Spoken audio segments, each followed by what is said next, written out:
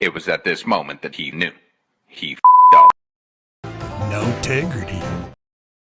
Hello, everybody. Welcome to this week's episode of the Friday Night Frenzy, where Wonder Bat is canon, and the topics, well, they're more like a set of guidelines. Let's bring in all your wonderful co-hosts. First off, we have the one who hates Wonder Bat with a fiery passion. We have Jared from Comics League. How you doing, buddy? I'm doing very well until you brought up Bruce Timm. Next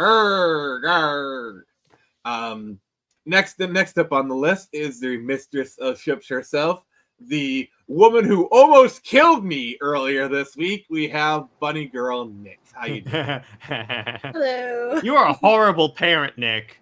Nix, do you still want to kill You me missed the worst. Let's bury the knuckles, shall we? And lastly, we have the man who identifies as a rooftop Korean. We have Chris, the Infinitail Chronicle himself. How you doing, buddy? 안녕하세요. Okay.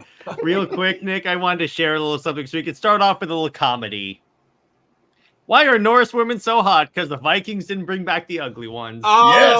That is so... Oh, wow. That is so... It's true, though. Yep. All right. First off, Shane left us before. We Yes. wanted to acknowledge it. CGI -1. Yeah, keep hearing about that. Rift Breaker, how you doing, buddy? Is woohoo! Charlie B is what's up? What's up, Charlie B?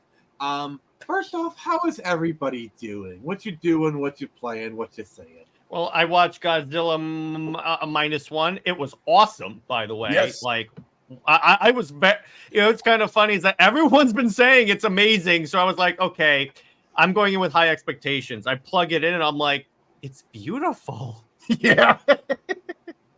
And it's a monster movie where the human characters aren't annoying as hell. Yeah. Woohoo! It sounds Nick, what you been up to? I started a Twitch channel recently. Hey. Oh, Sweet. drop that link, girl. I haven't actually streamed anything yet. I haven't found anything to stream. All right. Well, feel free to drop the link anytime, and then when you, Nix, you have mod privilege. You can do it yourself, but hey, I got you. There we go. So subscribe to Nix. That is your one plug for the show, Nix. So Chris, what you been doing? What you been playing? What you been saying? Well, I've been playing some Helldivers 2. Really been enjoying that game. Nice. Dude, yeah, just to echo what Jared was saying about Godzilla -1, if you haven't seen that, that is a must-see film. That's probably my favorite film in the last 5 years. Yeah, it's really good. I hear there's a dubbed version on Netflix now, too. That's the one I watched. Nice. And yeah. It's not bad. They actually put like because my problem with a lot of dub movies is that it sounds like they're reading and like they don't like have like wind effects on the person's mouth. It's also like the lip flaps, like, oh, it's Godzilla. We must run. But they actually put some effort into it. So I was like, it didn't take me out as much as it normally does. Yeah. So I just been watching Scavenger's Reign. That's pretty cool. So I've been doing pretty good. I got some announcements to make, but let's just head into the headlines, shall we? Ooh. Oh yeah. Human sacrifice, dogs and cats living together, mass hysteria.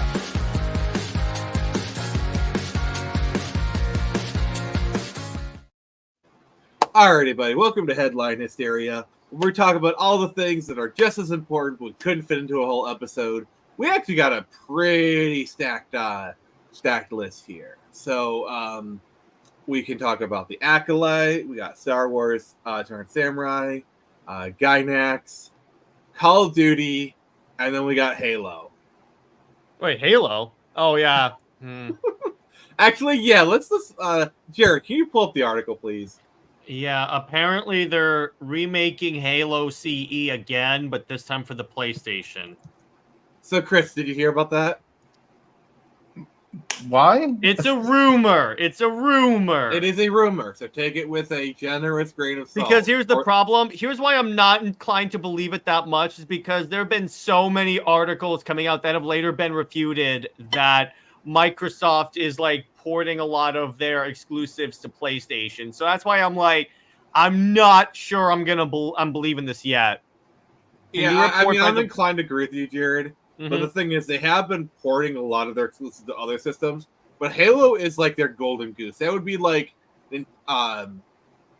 Sony putting The Last of Us on PC. Oh wait, yeah, or Sega putting Sonic in a Nintendo game. Hey, look. So yeah, immediately when I saw this, I was like, wait a second. You already had, in 2011, you had Halo Combat Evolved Anniversary, which here's the thing about that. It kind of screwed up in certain ways because it's like everyone remembers the swamp mission where you first encounter the flood. So in the original version of the game, there's like fog and everything, and it's very like atmospheric. It feels like you're in a horror movie.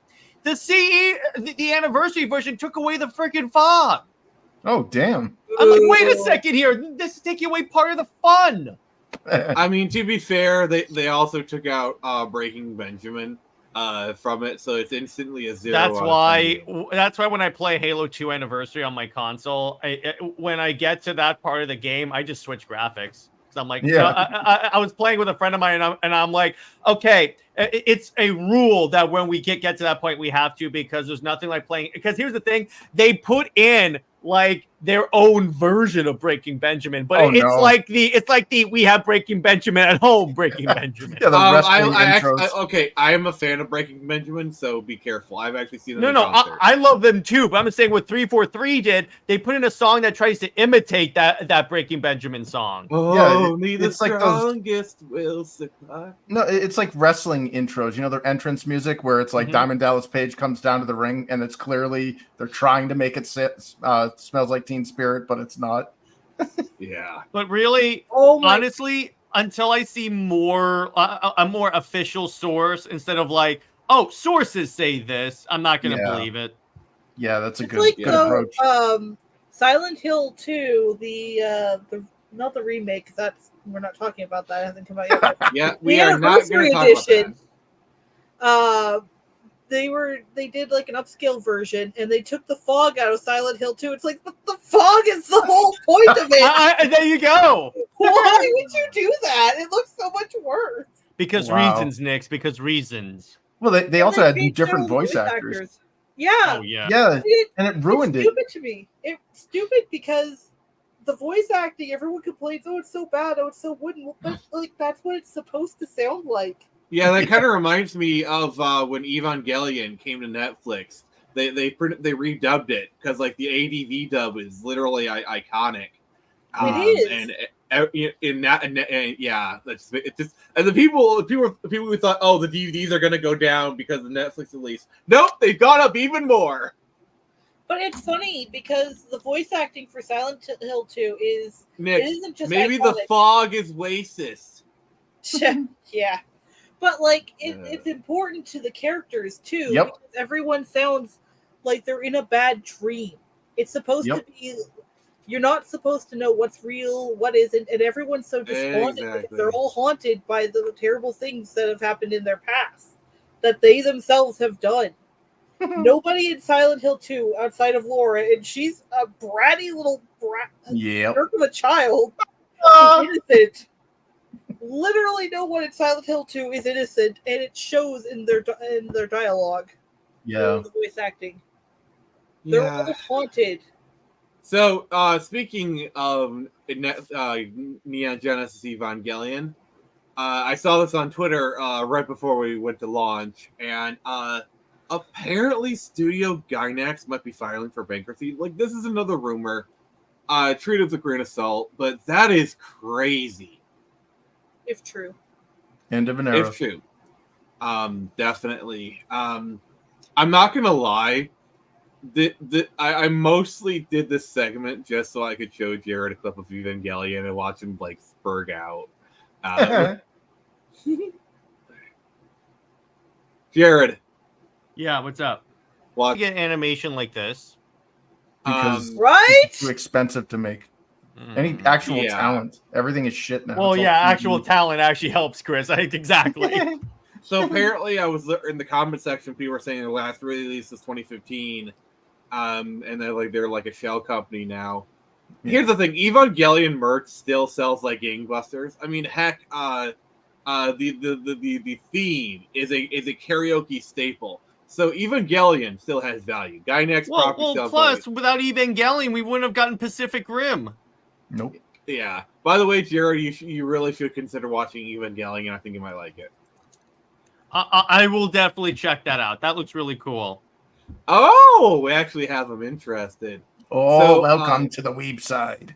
Welcome to the weeb side. So let's completely ruin all this goodwill. Nick is several centuries away from me on the weeb side. The worst part is he's not wrong. So Call of Duty, they are very smart people. They know exactly what to do. They know exactly their audience. Let's just say they really know how to get to the point. When I saw this on Twitter, I honestly thought someone made that as a meme. I didn't know that was real. And I'm like, that's how you represent the trans flag? That should be offensive to people. Apparently it was. Probably. Well, yeah, it came on the anniversary of the mass shooting of the that school where the train killed a bunch of kids. And then on top of that, the news is hiding it, but there's been a major escalation in mass shootings that have been perpetrated by trans individuals. Like, you wonder why they don't talk about like, have you wondered why they don't talk about school shootings anymore? It's because the wrong people are doing them now. Yep. Oh God, that's gonna get me canceled. But the fact that like you could be that tone deaf and say that like it's like they're encouraging trans people to be violent against everybody else, and it's like trans people already have enough difficulty as it is being accepted in our society. Yeah, being afraid of them being like the next like, oh my God, these people are going to kill me. Like, that's just an extra layer that they don't need added to their stigma. Yeah, and doing this, I'm like, who thought this was a good idea is what I want to know. It's one thing if you put like the trans well, actually, let me put it this way. Either way, it's bad, because I was about to say it's one thing if you put like the trans flag as a gun camo, because they actually have that. Yep. That's still bad when you think about it, because I'm like, wait a second here. I don't militarized gayness. Yeah, exactly. It's like this is your sexuality or your gender identity. What does that have to do with you shooting things? Mm-hmm. Like I don't see here's the orange and black. Here's the thing: Call of Duty has went off the rails a long time ago. The minute they started to chase trends, because here's what happened with Call of Duty. So they saw that like like all these crazy because what Call of Duty used to be, when you look at like MW2, Black Ops, World at War, it's on the ground, grounded conflict. That's 2019, and Modern Warfare 2 2022 are perfect examples of this. They went back to the formula and it went great. Mm-hmm. Black Ops 3, Modern Warfare 3 notwithstanding. But my point is, they turned it, and Chris, you wisely says before we went live, they turned it into Fortnite. No, that's what it is. I cannot wait till Fortnite becomes not popular anymore, because that's going to solve so many problems. Because Epic is basically funding all their bull crap off of Fortnite money, and once that money runs out, they're not going to be able to do all this crap. And we'll be free. Yes, we shall be free. Oh my God, could you imagine the damage that's going to do, though? Because like Epic makes their money off of two things right now: Battle Royale, Fortnite, and their engine. You know, the Unreal Engine. The engine's going to stick around. I don't think Unreal Engine. Yeah, everyone uses that, and it's actually a pretty good engine. Well, it's an amazing engine. The only problem is it has no competition, so it's stagnated. And a lot of like the Godot and like all these like little Unity for a while until they shot themselves in the foot. But like, I know people are switching to Godot. I think Godot is like the Unity replacement, but I don't know how true that is. Yeah. It just when you don't have competition and you're at the top of the roost, you're going to be like a Madden game. There's no need to innovate, and people eventually just drop it altogether because they're like, wait a minute, you just upped the is a big step forward. Yeah. I mean, UE5 is a big step forward. Definitely in terms of like graphics fidelity. Like UE5 is actually being used by like the Mandalorian. A lot of those scenes are running UE5. Yeah, and the problem is though, is because everything is using UE5, everything look like brand recognition is starting to get blurred. People are looking at games and going, I don't know what game I'm looking at.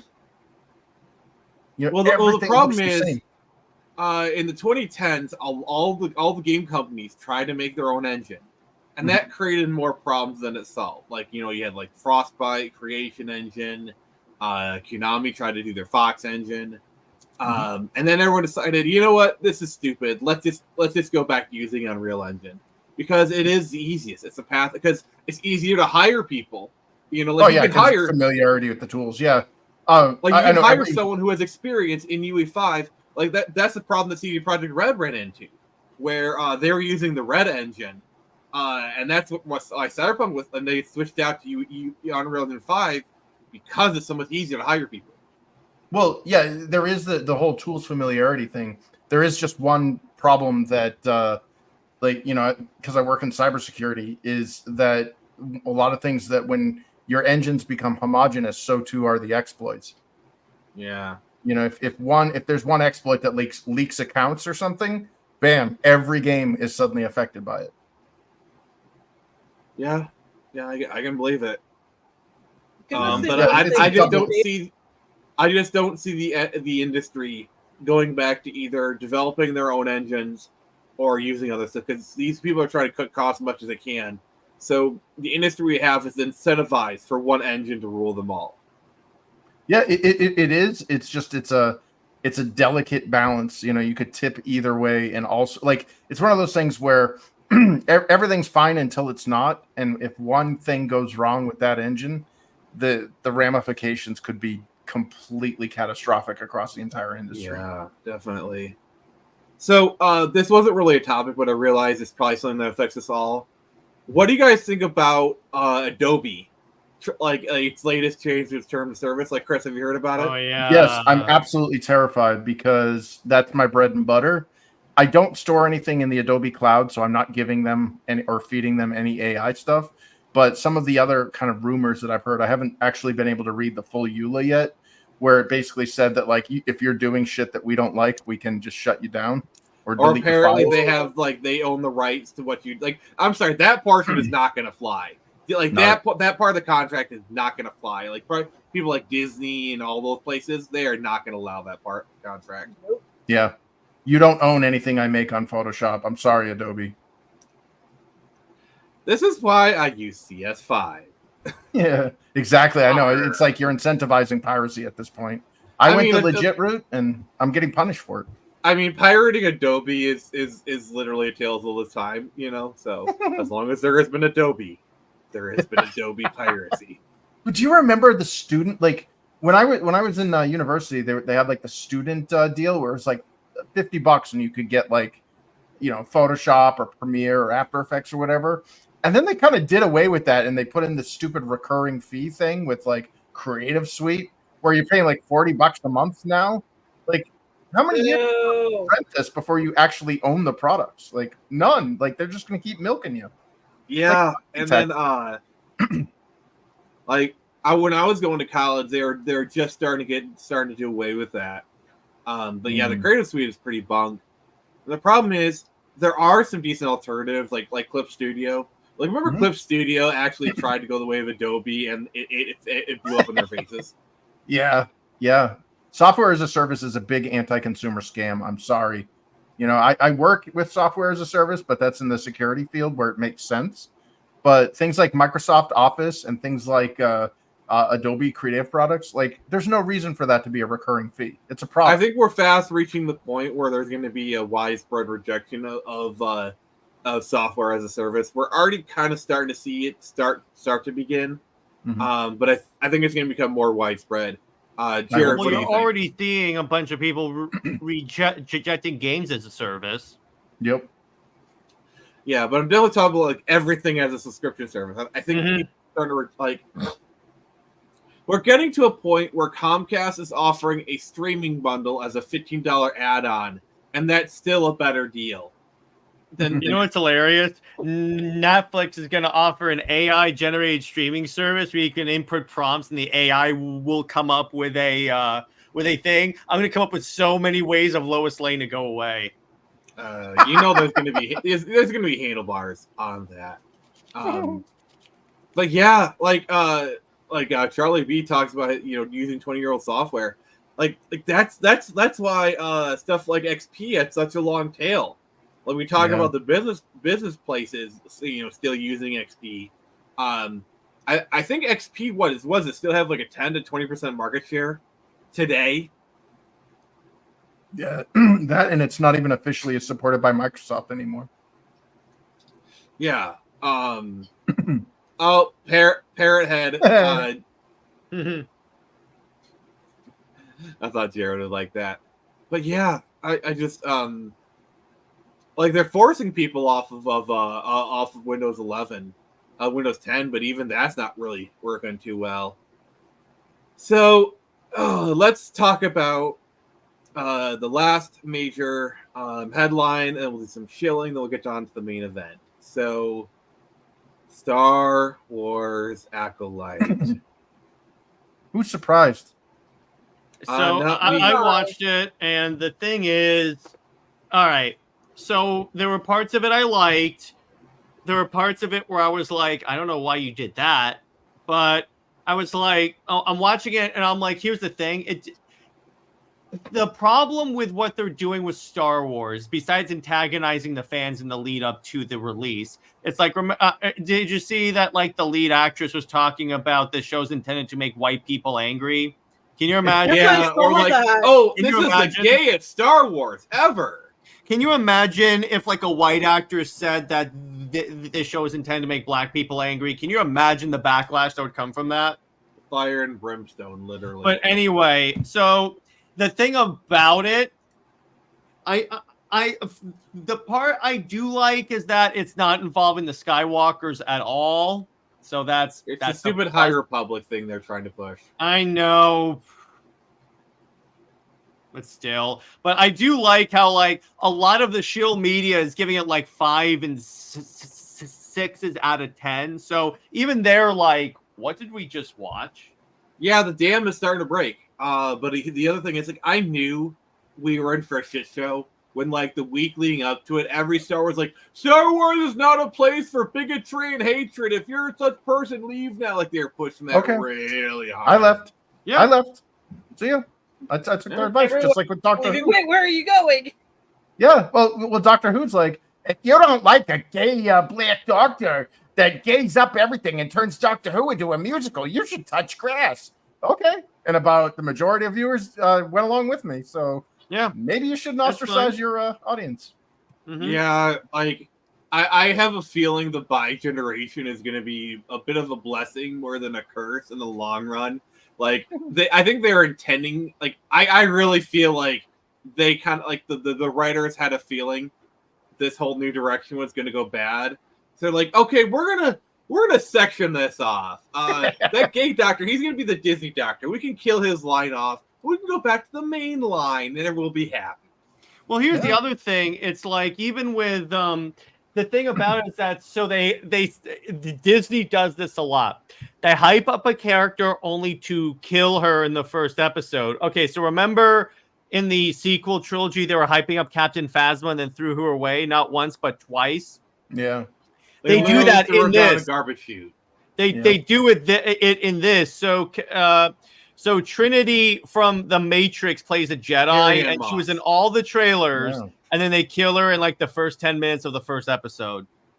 Well, here's my thing about like the, to go back. I understand the bait and switch thing, but like here's my thing about the driving away your customers. Like how Nick was saying, like they're gonna compartmentalize the gay black musical doctor for Disney, and then they're gonna go BBC, try to go back into the main line.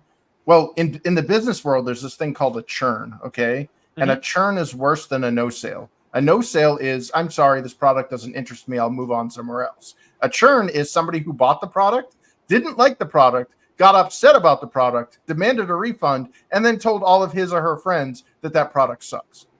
Well, Disney is creating churn with their fan bases. Doctor Who now has churn. They're not going to go back to the main line anymore. They're like, screw this, the Doctor sucks, I'm out. That's what they're doing with Star Wars now. I guarantee the Acolyte is going to be a disaster. It's like a 90-something critic score and like a 27 or something, or 29. Well, the problem is with Doctor Who is they had their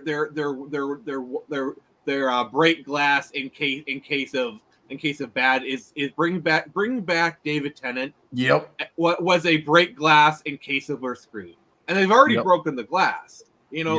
Like nobody was talking about Doctor Who during the Jodie Whittaker era. That's how bad Doctor Who got. It got to the point where everyone got mad, and then nobody talked about Doctor Who for years. Yep. Bringing David Tennant back and basically ruining his character got people talking, but created churn.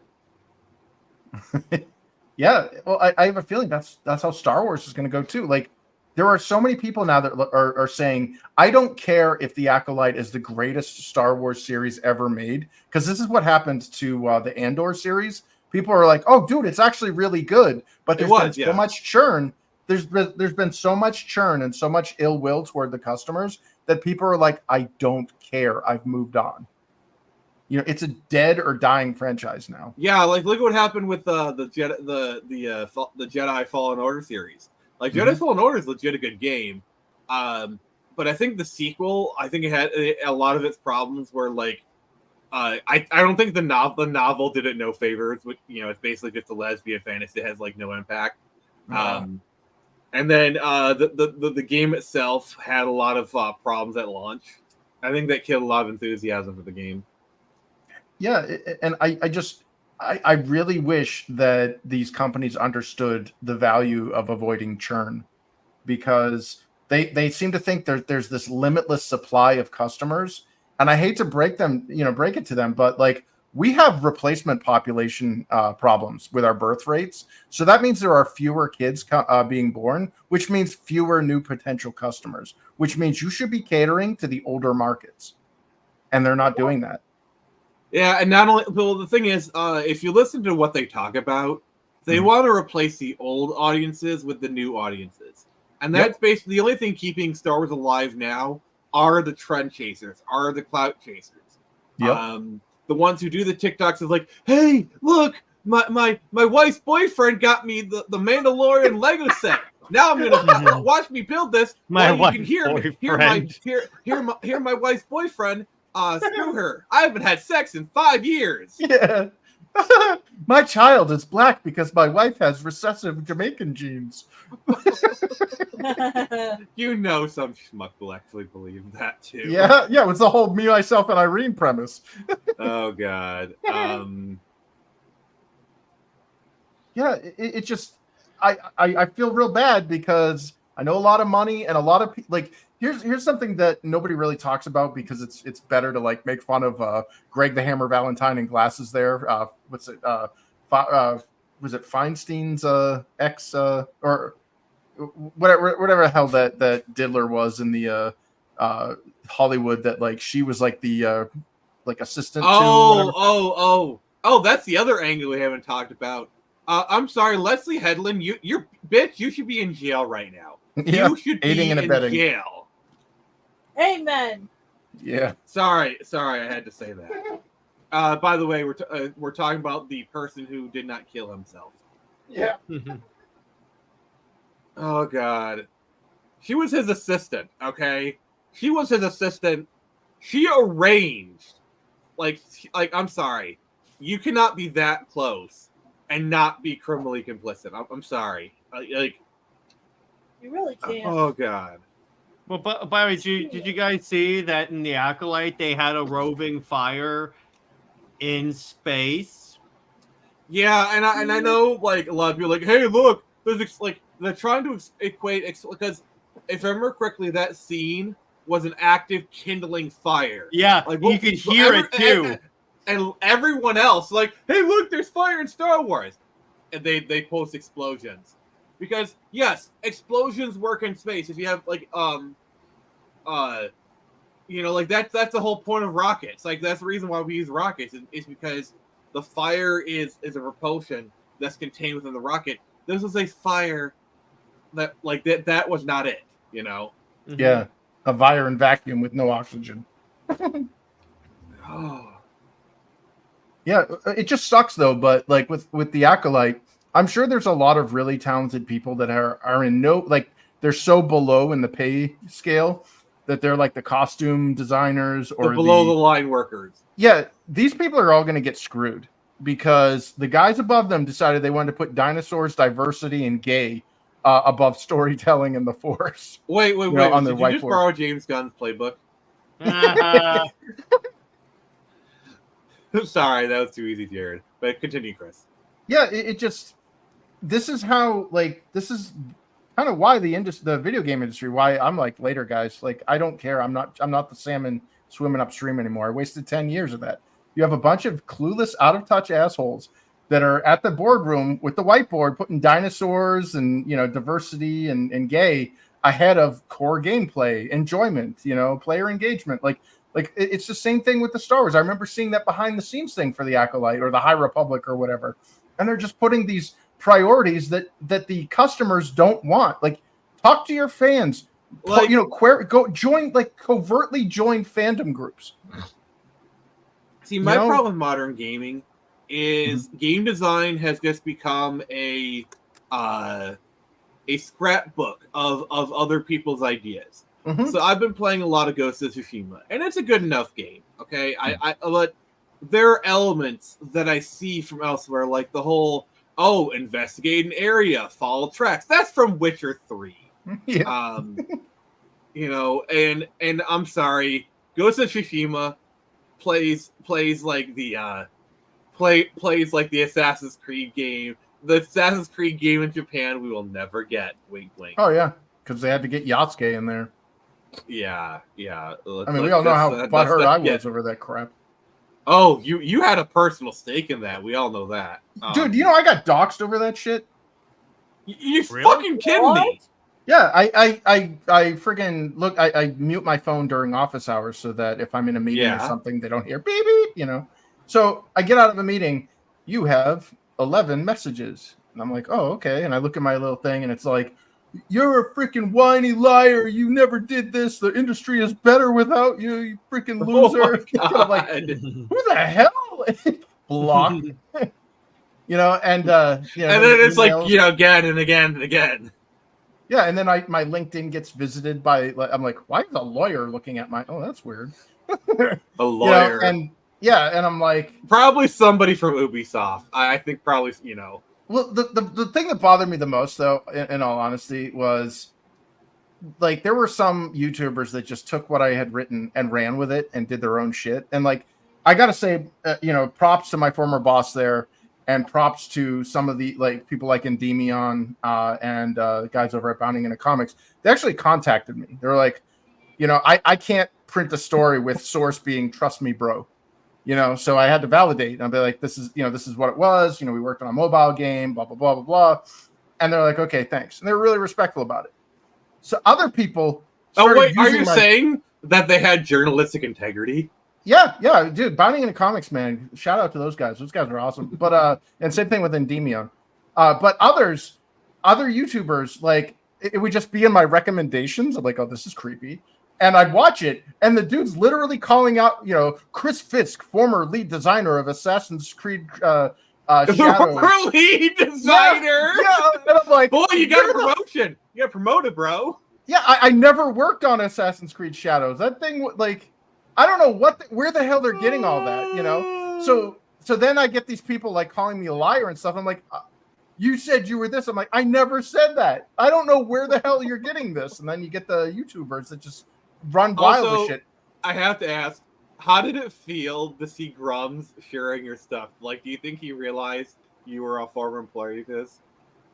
I don't know. I don't think he really cares. Yeah. But it sucks when like the anti, you know, the anti SJWs or like that, you know, the supposedly the our side guys are worse than the leftos, because I've never had anybody from Ubisoft attack me. or at least outwardly attack me. Who knows? Maybe they were all like sock puppet accounts. I don't know. But like, I've had a couple of people from Ubisoft look at my LinkedIn profile and be like, "Oh yeah, I guess he did work there," you know. But like, they never contacted me or anything. Never said anything. But it just seems like weird. any NDA you sign, even if you did sign it, it's probably long since expired by this point. Yeah, good luck trying to enforce that. But exactly. it just and seems, they know it too. Well, it sucks that it's like the anti guys were worse than the actual, like, you know, because like people wanted me to like get into some fight with, they're like, see who replaced you, and it was this like kind of overweight white woman who like had like wrote a book on Yahweh or whatever, you know, gay Japanese porn and youth or whatever. This is why I don't care. This is why I don't get into the whole CG Iron Age Rip of Earth bullshit. I don't care. Support who you want. If you like Ethan, cool. If you like Eric, cool. I support both. Yeah, support both. Support who you want. Here's the thing. Freaking care at this point. I live in America, where if I want to support both and I can financially support both, guess what I can do? I can support both. Yeah, but it just anything but Tom King. No, I'm gonna go buy a Tom King book just to spite you. Yeah, make it your portrait. You a-hole. but just the whole mean spiritedness of like they're trying to like rev me up to attack this woman who I don't know, and it's like I don't think they understood that I wasn't upset that they put like social justice garbage into the Assassin's Creed game. I was upset because that was the last vestige of contribution that I had in that industry being erased. You know, they could have released some awesome, like, I'm not shitting on the Assassin's Creed story they have now, but it could have been something really cool that wasn't about, you know, black identity politics and all that stuff, and, you know, completely historically inaccurate. They could have ripped off every word of your pitch, not credited you, and you probably would have been happy that they at least used it. Yeah. I mean, I would at least been like, look, you know, this was something that, because here's the thing is, it wasn't just me. We had other designers. You know, like I may have wrote that thing, and I may have been, you know, put a lot of work into, you know, Microsoft Word, but like this was a team effort. Everything in game development is a team effort. The Swiss Army developer is a very rare creature. I've only known a few in my life, but I had other talented designers and other talented writers working with me on that project, and they're just as screwed too. But it's like, since I'm the one that says it, I'm suddenly, you know, these guys take what I say with like and just run with it. That I'm like former designer on Assassin's Creed Shadows. I'm like, Assassin's Creed Shadows came out like a decade after I was no longer working there. Okay. Jared, why did you send me this? Okay. All right. We got to check something out. I saw this. It just came across my Twitter feed. It's good, and I was like, I gotta. All right, we're watching this trailer. We're gonna do a blind reaction to this. It looks great. Oh God. So look what just got announced. All right, let's. Now here's the world premiere of a brand new Power Rangers game with a retro feel. I didn't like the way that crowd sounded. Digital clips? Yeah. Okay, that's good. All right.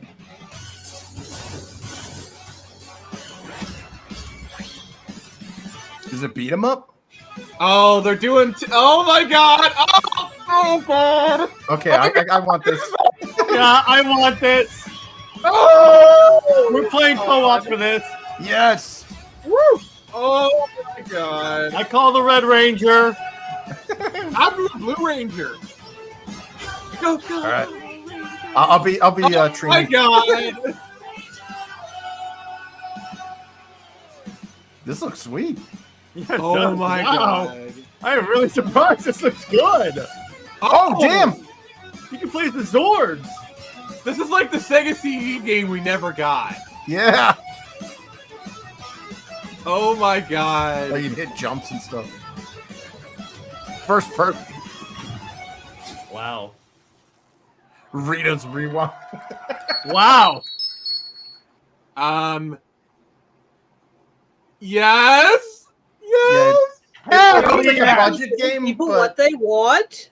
yeah, it's a budget game, but I'm all for it. Like I don't. Okay, need Digital realistic- Eclipse is actually a good developer. I trust them to make a good game. Yeah. No, I I'm think- telling you. So I think Digital Eclipse made the Shredder's Revenge, and you can tell. So even if they're just reusing the Shredder's Revenge engine, yes. Yeah, Dude, I hell played that on to stream the- and won it. Yeah. Yeah, Shredder's Revenge, you guys. If you haven't played that, that is a really fun co-op game. I Oh, gotta yeah, I check need to that play out. But as soon as I saw that, I was like, okay, I'm gonna pick this up. It looks that fun. Yep. Yeah, the game. Yeah, that looks good. Oh, Yeah, Summer's Game Fest is going on right now. We've been getting. I just wait for the trailers to come on YouTube. Honestly, They're making a Lego Horizon game. I just wish they would have made a Lego Doctor Who game. That's what I want. That'd be fun. We had a glimpse of it in Lego Dimensions, and it was awesome. Mm-hmm. yeah. But yeah, before we go to the main topic, let's kind of do some shilling for a second. Beep, beep, beep, beep, beep, beep. Oh yeah, it's a really good ringtone. Now I have to ask Ron Wassman, are you involved with this game? You know what's hilarious? It sounds kind of like that dun dun dun dun dun. Dun. It kind of sounds like the Kim Possible theme. Oh dear God, you're right. Holy crap! Doesn't it? Because here's the thing: when I used to go to Disney World, what they would do for fun is they would get these kids these Kid Possible cell phones that would like pop up and stuff, and I heard that beeping 50 times. All right. My older So- we got brother 48 had hours. his ringtone for a long time, and I was like, So "Did you it not?" is- All right, guys. So this is the final countdown. We have 40 hours left on the campaign. If you have not backed 2100 Samurai, this is literally your last chance to do so. After this, you'll be able to get it digitally on site and maybe physical a few places. Hey, I know, Geek. It's okay. Just sharing it helps. Sharing it and just telling people that helps as well. Yeah. I just want to say we probably won't meet our goal, but here's the thing: we got $1,000, and to me, it is not the goal, but it's still a goal. I'm really happy. Also, I gotta say, if we end at 69%, I God bless you all for ending us on 69%. Like, I'm just sorry, I can't be mad. I can't be mad at you guys for ending us on 69%. Like, just we have achieved greatness because. Man. But I am happy to announce that the book is in its final stages. We have the first pass of letters. In fact, I put together a little preview edition and I sent it to a few people, Jared and Nix in particular. Nix, have you had a chance to read it?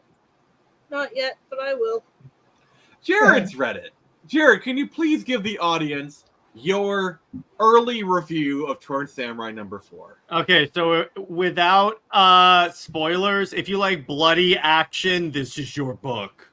This is 100% your book. Nice. Yep. So this ends in 24 hours, and also, anyone say Screecher? No, Let me just say the script is in its final stages, and we might be starting production next week. I'm not going to be sharing anything on Screecher until this book is shipped, but just know the next thing is coming. And then I got my book in August. That's going to be really great. So if you made it this far, please make sure to like, comment, subscribe. And now we're here for the main event. Modern CGI. Oh my God! So basically, this was spurned on by a certain tweet of mine. So I swear it's always the stupidest tweets of mine that go viral. This being no exception. look at these numbers: 26 million views. Nice. Also, because of this, I am now monetized on Twitter. So thank you, everybody, for getting me there. Now I literally make money off of Twitter. So my stupid, dumb memes make me money now. And now he's sold out. You're a sellout, sir. Oh, yeah, wow. boo! Part of the establishment, man. Yeah. He's gonna get money now for. I get to earn a whole $20 a month for posting stupid memes. Yeah, Oh, posting that's old the people dream. memes. It is a dream. But no, I just kind of like a trend that a lot of people have noticed of bad CGI, and yes, there has been good modern CGI, as a lot of people pointed out. I love how I love how the people accuse me of cherry picking, and then they cherry pick modern examples. It's kind of hilarious. And a lot of the modern examples are just from movies that they like, but also have dodgy CGI, so they won't admit that that's dodgy CGI. Like, I'm sorry, a lot of the shots in Guardians 3 don't look as good as people think they do. Yeah, it's like they just post Rocket Raccoon. I'm sorry. Guardians 3 has the worst looking Rocket Raccoon. Hey, Keely, how you doing? You have good timing, sir. You have really good timing. It's like we're talking about bad CGI. And I think the first, I think kind of where this thing went, where like this trend, at least a significant contributor of the trend of bad CGI, is that the problem with it is that a lot of these studios also put out are like essentially like, okay, make this shot. Okay, the VFX artist does it. And then all of a sudden, out of nowhere, with like a week left until the release, they'll be like, change this shot. Yep. Or like, hey, we want their tunic to be red. Can you do that? We have to literally re-render the entire shot. There's another 2 months down the line. You have 2 weeks. Yeah, exactly. And it was kind of funny. That's what one of the VFX artists who works on The Flash says. Like, if it looks like it was rendered in a week, it's because it was. You know what the real like kicker, with though? CGI, literally the two biggest things are time and money. Okay.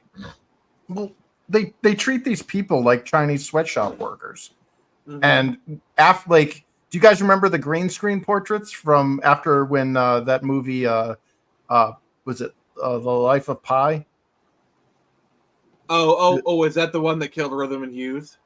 That was the one where it won like an Academy Award. Oh yeah, the CGI tiger. Yeah, the CGI tiger, and the entire VFX team was laid off prior to that winning the award. So the guy that accepted it wasn't even on the team. So people started putting green screens in their profiles on social media to say, without VFX, designers, that all you would see is a green screen in these movies. And that hasn't changed. It's actually gotten worse since then. These people get worked like dogs, and then they get cut loose when the movie ends. They have no stability. Like, it's kind of similar to the video game industry in a way. It is, and I honestly, it's like artists have this innate masochism where they're willing to suffer for their art to get something amazing out. And unfortunately, you get these short-sighted, out-of-touch corporate types that, I want to change the shot. You got 3 weeks to do what takes a year to do or whatever. And they think they're all big and bad when they say, oh, it's going to take two months to re-render it. You got 2 weeks. Oh, I'm all big and bad. I'm going to go snort some cocaine and go F my mistress. And what happens, though, is it looks like shit when it comes out. And then the instead of blaming the producers or the corporate people that are like making all these 11th hour changes to screw everything up, they instead blame the same VFX artists that made all that awesome stuff. That's why the older stuff looks good. They had more time. Like for example, like people have been questioning, like, why does Loki look so good? The other ones look so bad.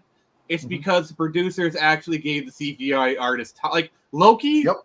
For all it is, that show looks amazing. That show looks great. Like, that is a good looking show. And also Dune. See, Dune, like Denis Villeneuve is such a particular filmmaker. Is that he basically gave the artist time. Plus, he didn't change things at the last minute. You know, like he planned, and plus, you know, Denis Villeneuve and like they treated basically the Dune people, they treated the VFX people like the artists they are. Well, also, and remember when you have like a movie like with Zack Snyder, is because the other thing is like, again, he treats his people well, and look what he gets. Yeah, like Zack Snyder's movies. Even the worst people, like they say, yeah, his movies look good. And if you look at his movies, like even his Netflix stuff, like say what you will about Rebel Moon, that thing basically blows Disney out of the water. Yeah, visually you can't complain. Like the visual effects are really good. Yeah, and it's because he knows that if you light a scene right, you can get away with a lot. That's why Zack is able to make these movies. The Superman story. Tell the Superman Super Suit story, please. About what?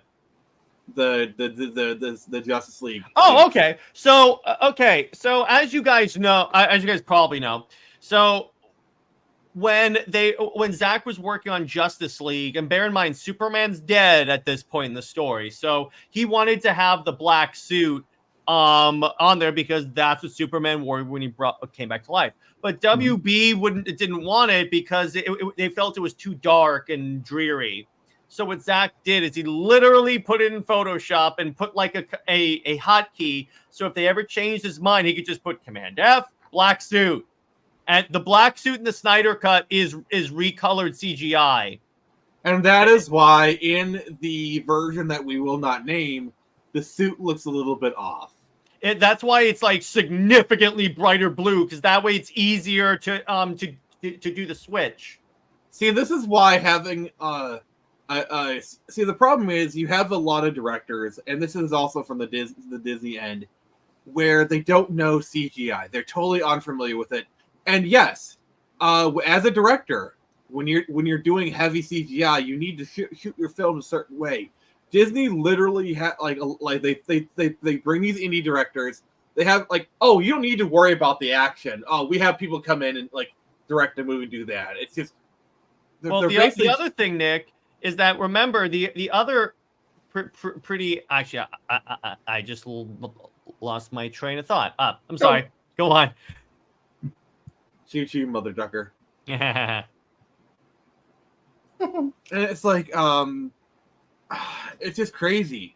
I remember what it was. Well, then you have directors like Taika Waititi who did a whole YouTube video laughing at his VFX people. I'm like, hey, dude. Oh God. This is your job too, dude. You're supposed to lead these people, and you're laughing at them, a-hole? No wonder no one wants you back for Thor. Well, he laughed at the source material. Well, like, yeah, he said, I'm going to make a Thor movie that you all hate. And I'm like, well, you did.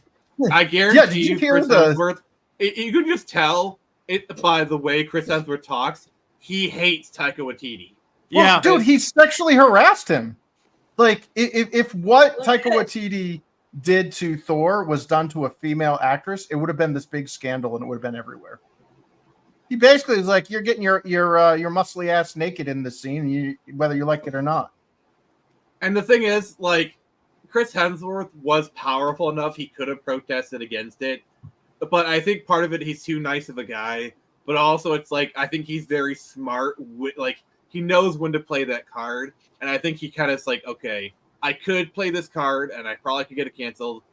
But what if there's another situation where I could play that card and I can't? You know, I think really it was this. I think secretly he was like, "This movie's crappy. If I do this now, he won't be doing another Marvel movie." And look, it happened. Well, This is what happens when you make fun of and laugh at the very people that I got news for you. You could direct a great movie. If the CGI effects are crappy, no one's gonna care. Mm-hmm. Well, breaking news. The problem, wet. Mm-hmm. The problem with like if you know, basically if Hemsworth did put his foot down and be like, dude, I ain't pulling this crap. I'm not playing this crap. You know, you would get like what happened to Henry Cavill. He would be labeled difficult to work with, and they push him out of all the industry, out of the industry. Like I heard that the Warhammer, the Amazon Warhammer series might not even exist anymore. Yeah, the only reason it exists is because of Cavill. That is the only reason it exists. And I don't know if you heard this, but apparently the female custody change that was kind of forced on Games Workshop by Amazon because they wanted a female custody to work with Henry Cavill. Yep. Girl power. We got to put a girl boss in there. Everything is girl boss now. Gross. Yeah, when everybody's a girl boss, nobody's a girl boss. Yeah. You know who's not a girl boss? Screecher. She gets her butt kicked. She fights the girl bosses. But did you see that James Gunn cast Cat Grant, but he recast another actress from Suicide Squad? Oh, of course. Of course he did. But it's just the thing is like when you look at like a disaster like The Flash. Here's why The Flash is particularly like egregious because with the amount it on a PS2. Well, yeah, but with the amount of money that they gave The Flash. Because here's the thing, if they had made that come out in December instead of Aquaman, they could have given it like a couple more months of work, and then maybe they could have made it look a little better. Then Aquaman would have gotten bumped up, and it would have had crappy CGI. Well, yeah, it's like either way, they were we like... don't have time for these. And he just digs out his PS2, like, here, use this. Mm-hmm. Also, can we acknowledge that Black Panther had PS2 scenes as well? A lot of it because it's like none of it even had weight to because he was like jumping around. He was like jumping around. I'm like, I'm pretty sure that Chadwick didn't even do that in his movie. Like, I think the real problem with Black Panther was the final fight, like that train sequence. Yeah. It looked bad and there was no weight. A lot of the stuff was better. Like the Hong Kong sequence was pretty well done, in my opinion. Not the Hong Kong, but the Korea sequence or whatever.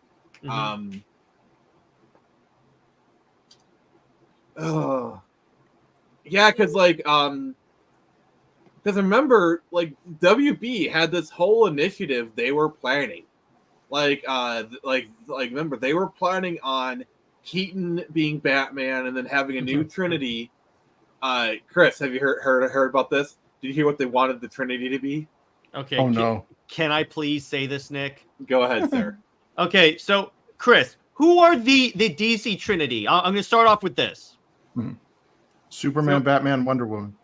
Do you know what they wanted to do for the movies because they couldn't get they couldn't make a deal with Cavill because they were too a-hole-ish?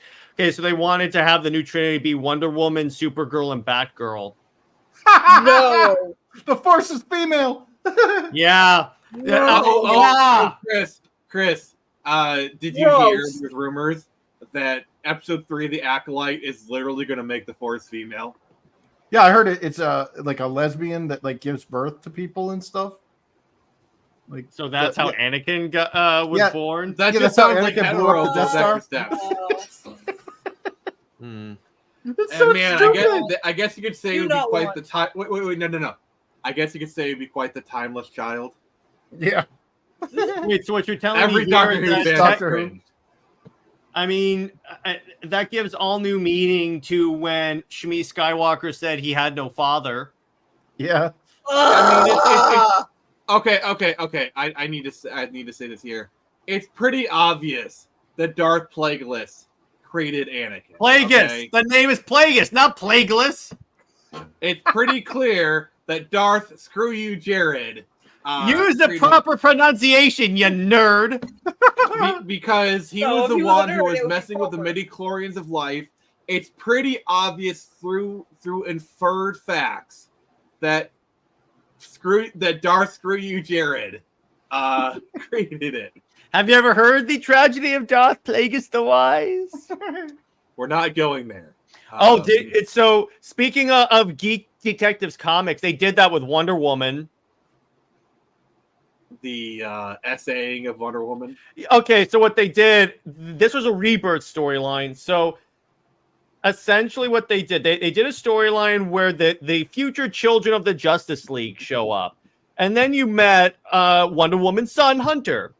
So you discover that he had no father, that he was born because this dark force literally R-worded Wonder Woman. Oh. And you wonder why Yeah, and but mainstream Tom King comics, writes the not story? Elseworlds, main continuity. Oh my god. You know what would have been really cool if they ever did do like I hate time travel because I think it's a weak crutch, but like it would have been really cool if they pulled a Trunks kind of thing and they had different kids but from different possible futures where you know how like you know a lot of us joke that the fact that Lois Lane's womb is not strong enough to withstand Superman's sperm Because like it's not. yeah, but wouldn't it be cool if there was a future offspring that killed Lois on the way out? You know, so Here's the other thing, Chris, though. Here's what people also ignore. Kryptonians and humans are traditionally not biologically compatible. yeah, they're different species. Yeah, so Lois, John should not exist at all. That's the thing. But like if you had that alternate story that like put that to rest and been like, look, it couldn't have happened, or if it did, it would have killed Lois. Sorry, I just need to say this. Mountaintop. But like you also had a like you basically you have the present story that like has to make some sacrifice where they Marty McFly the future offspring of Lois and so he's like, my existence will disappear, but at least Lois will live. Yeah, you know? And Geek Detective, I know that, but Diana's not wholly an Amazon. She's also part God or part magic. Different rules, bro. Yeah, isn't she like the daughter of Zeus? So the way the origin works is that so there are two origins for Wonder Woman. One is that she was modeled by her mother out of clay, and then the gods brought life into her. So magic. Superman's affected by magic. So, or she's the daughter of Zeus. Either origin, she could still be It's believable that she could be biologically compatible with Superman. So, read the comics. Oh my god. So you're saying she has that godly womb? Well, yeah. She's, dude, like if anybody's going to survive a Kryptonian. Yeah, that like if anybody is going to birth a Kryptonian that isn't Kryptonian, it would be her. Like nobody else's womb could sustain that. Right. Frank Miller, Big Barda. Big Barda. Probably. Oh yeah, Big Barda. Would she? Well, here's the thing: we never found out what race Big Barda was because the female Furies are just abducted by Darkseid. Oh yeah, that's kind of. It could very well be true with Big Barda. You could argue that Clark was sent to Earth because they were the. No. Not once in any origin was that part of the. I mean, there are some continuities where the Kents were specifically chosen. Like, there's honestly been some continuities where Jor-El actually came to Earth early on and met like the Kents or whatever. And Geek Detective. I know he got his powers as a teen. That doesn't change his biology. That's why John's origin doesn't make sense because their justification was, oh, he was depowered. He's still not biologically human. That doesn't work. And then you have Jared. I hate to say it, but if you're going to apply that logic, then there's no reason he could copulate with Wonder Woman either. Magic. No. That I'm not letting you out of magic. That's DC, dude. I'm using DC rules here. No, if you're going to use magic, then you're just coming up with a plot reason why it happened. Thus, Lois can get pregnant. Congratulations. No, that's why I would argue. That's why I would argue for the baby would kill the human host. If they did go that route. So if you did like an Elseworlds or like a Trunks kind of storyline where you got people coming, they did that once though. Yeah, but like it would be cool to see kind of like, oh, this is what it would have been like if it were Batman and Wonder Woman. This is what it would have been like Woman and Superman. Oh wait, are you saying Chris? No, Chris, here's what you do. What you do is this is all an in-continuity story. What you do is I swear every stream you do that exact idea. Mm-hmm. Yeah, you do that exact idea, but then you make it so that's a way to get rid of Lois from main continuity. Jared, comics are selling now. I'm sorry, but Wonder Woman's child killing Lois at birth. Wait. Wonder Woman's child. No. Nick, that is Nick, Mark Millar. Nick, where'd you get Wonder Woman's child killing? That would be awesome. Hold still, Lois. Strap on. What I meant was he impregnates Lois. The kid kicks, let's say, and it kicks a hole in her stomach. That is a Mark Millar story. You that happened in the comics. I'm saying make it canon. Then you get rid of a very annoying character. Problem solved. At the very least, it could create a theoretical discussion where if it's like it's like an elsewhere story or whatever, but like it's only a possible future. Hey, Black Reaper.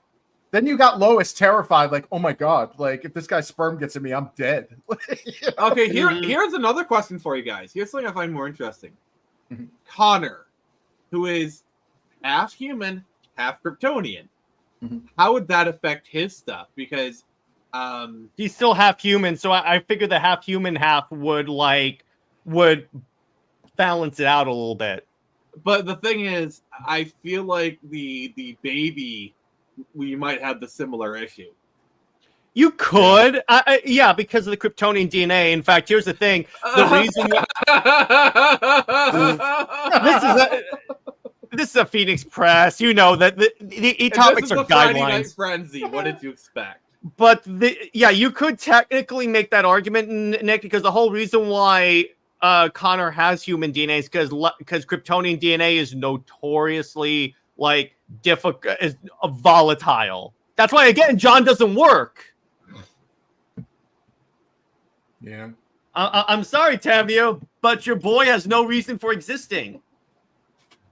I just don't like how Lois made a half Kryptonian hybrid. She could reproduce. There was. Okay, that is some Game of Thrones stuff. We're not going to talk about that. Yeah. This isn't Crusader Kings 2, sir. We're not doing that. Mm-hmm. But getting back to CGI, still doesn't happen. But okay. But anyway, but my thing still stands is that they have, because here's the thing: when you look at like CGI back then, Nick, to your point with that tweet, it's like it is like, let me put it this way: when you watch Iron Man 1 and then watch Thor: Love and Thunder, Iron Man 1 looks like it was made now, but with good CGI. I mean, even better. Iron Man 1 versus Endgame. I'm sorry, Iron Man 1 looks so much better. Well, the other thing with the thing I really hated about superhero movies, particularly from a CGI perspective, is that they went away from they went away from like having like actual armor. And then went with the whole nanotech, and that's partly why nothing feels like it has weight, because it's all technically fake in that sense. If that makes sense on that. Yeah. Even with that. Nice. Look at that. That actually looks really good. For too long. This is 2006. Because again, you light a scene right. That's what happened. Okay, look at that. Look at that. Yeah. You best start believing in ghosts. Good Lord! You're in one. Like, it looks a bit dated, to be fair. A little bit. It still looks a lot better. So, Nick, pull up a clip from Godzilla -1. The thing that everyone keeps talking about. No, because it had... I was genuinely like, this looks really good. Yeah, when he goes full Wolverine. Yeah. No. Godzilla -1, not 98. I'm making a point. I never said that thing. But look at this. This is 1998. Not bad, though. The CGI does not look that bad either. Well, they're using lighting. Darkness, lighting. Yeah. That's how Jurassic Park got away with it. But like it actually kind of holds up. I'm sorry, I had to like show that real quick. That was 1998. That was almost 30 years ago. All right. But it's like when you but it's like even on that, even the MonsterVerse movies actually look really good. Even the Planet of the Apes movies look really good. So I'm like, at least there's some examples of like stuff looking really good. Yeah. Atomic Breath.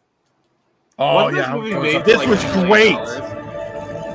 I love how they did this, whereas he's charging up, his spikes come out more. Oh, yeah. It's over for Kyoto. Or whatever. I love this. It was a build-up. That whole city's just gone. Yeah, look at how good that looked. By the way, I didn't notice that before that when he actually fires his atomic breath, that top spike like smacks into his head as if it's like a gun firing. Yeah, it's like popping That is so good. I love that. But yeah, even with that, and I'm like, it's because in Japan they take care of their VFX artists. Look what you get. Yeah.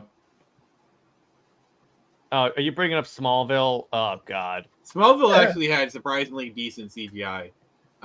Yeah. Do you know what had amazing CGI and nobody talks about it because it's not a special effects film? What? Ugly Betty. Oh, really? Yeah, the majority of that show was actually green screen and special Look effects. Look at this! Look at this! Oh, okay, it's actually not that bad. This is a TV show, like 2001. Okay. Even wait. And speaking of TV shows, Superman and freaking Lois. Yeah.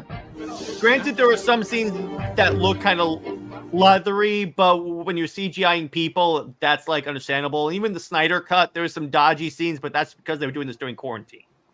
Remember the CGI mustache? This was a TV show, and by the way, this was actually one of the first TV shows to use extensive CGI. Like Buffy was even doing it. Like, hey Nick, do me a favor. Yeah. Please Google the Cavill CGI lip. Please. I have to. I'll tell you what. I'll do it. So you don't have to. No. I think there's a video you can find. Go to. Wait. I know exactly what it is. Look up Justice League. No. Justice League Kent Farm. That's the scene where it's the worst. Also, did you see how people fix it with deepfakes? Yeah. So Nick, go up there and look up Justice League 2017 Kent Farm. Because there's a specific. There's so many ways that this doesn't look good. All right, click on that. This one? Yeah, click on that. And you can see it's so jarring. They spent a minute in the house. I know. Like, who? Like, why is her face? Oh God! You can see it. But you like, see it. Why is her face lit up so poorly? Like, yeah, she's got like a super hard black shadow. Because no one cared. That's why. Because this was reshot in a studio. You can tell. So keep going. Yeah. Keep going. It gets worse, Nick. But when they show it on I'm sorry, I'm pulling up the next clip. Just give me a sec. Yeah, it's when. So there's the shot where it really zooms in on him. Oh! Dude, that's like Bully Maguire right there. What the hell is that? I'm gonna put some dirt in your eye.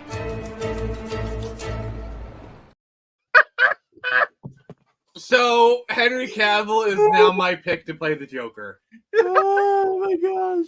Why? That is a Joker smile. That is a. Oh my god. Oh god. He's real happy that he just defecated. Congratulations. He just had a good poop. That is horrible. Congratulations, Jared. You just broke the stream.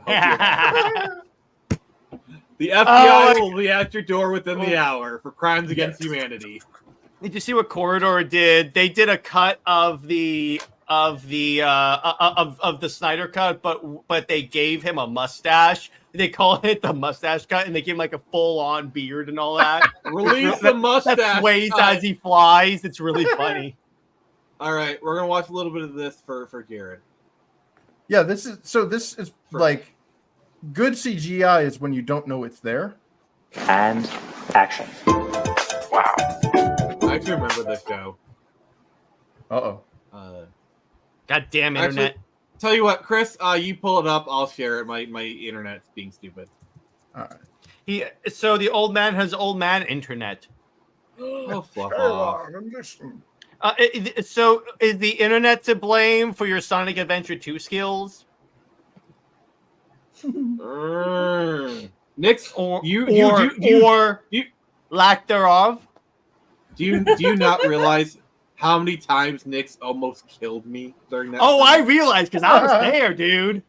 You missed the worst of it though. It got real bad after you left. Oh, really? I gotta go back and watch that now. Last mission. So look at this. Their whole sets were all green screen. Nobody even noticed. The green screen is so good on this show. Beautiful smile. Thank you. You would never know. Black Reaper, why you gotta do me so dirty like wow. That? Who doesn't know what green screen compositing is, we take this green screen and and this was like mid 2000s. They were not doing something like this back then. Yeah. We can be anywhere that. And that's where CGI shines, is when you don't know it's, they're.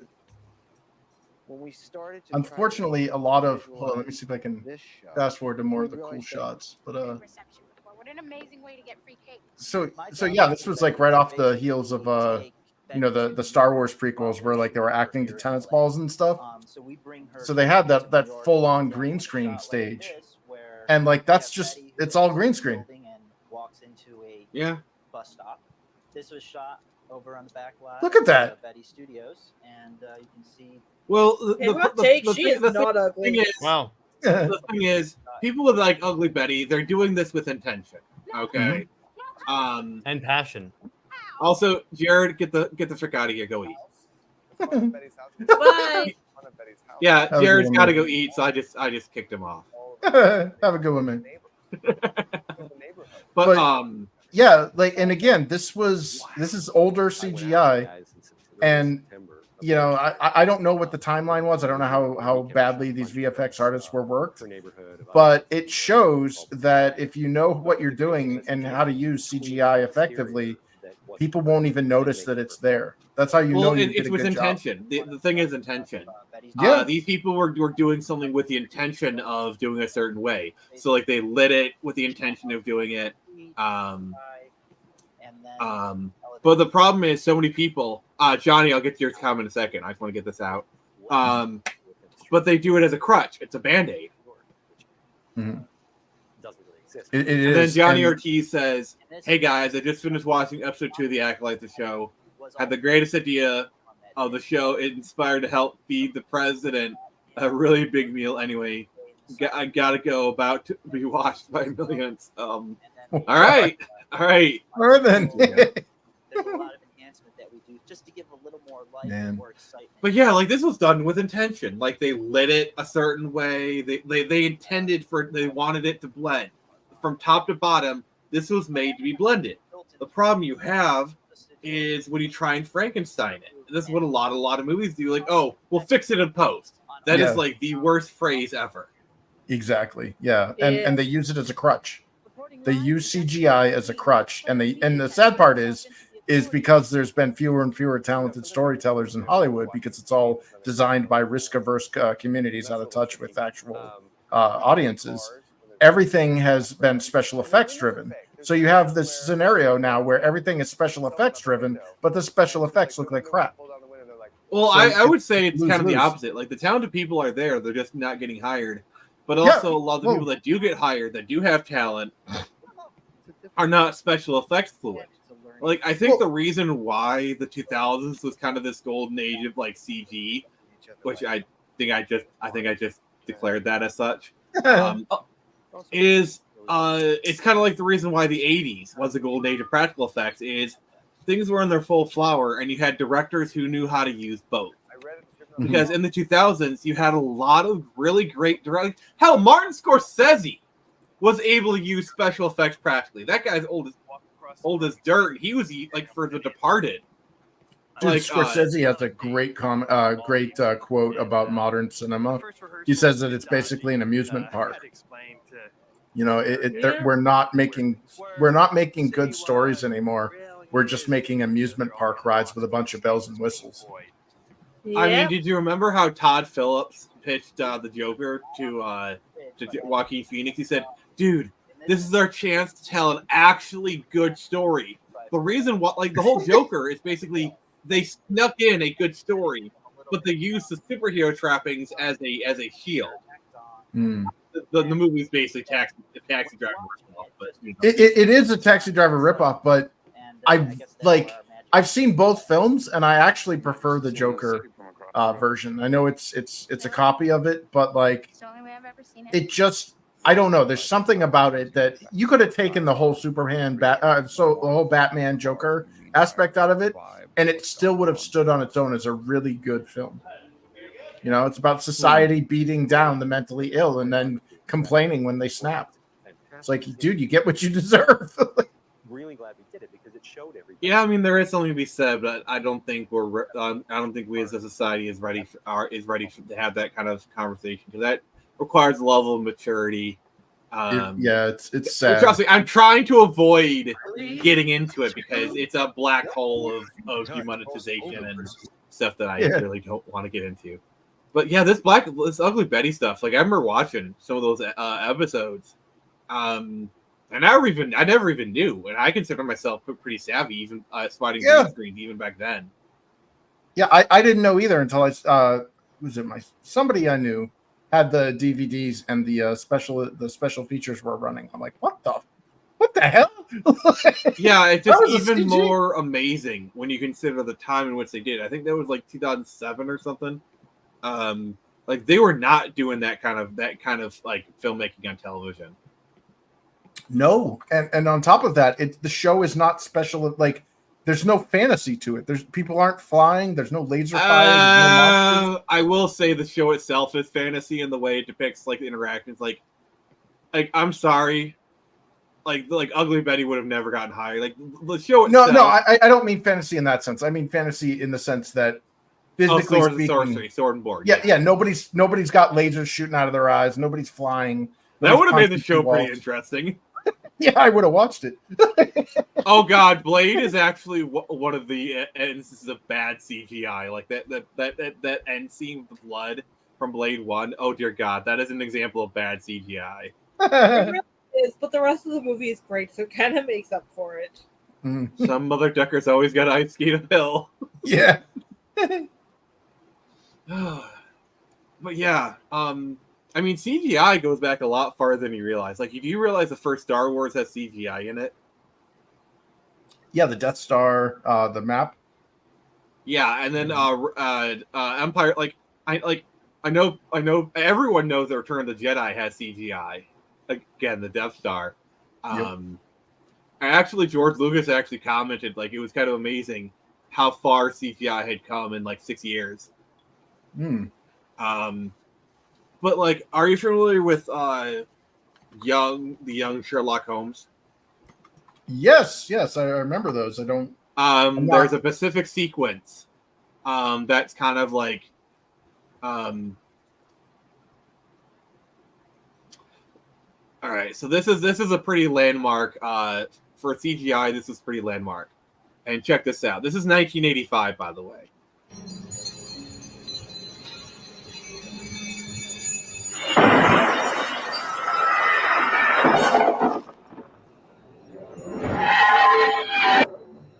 This actually still looks good. Wow.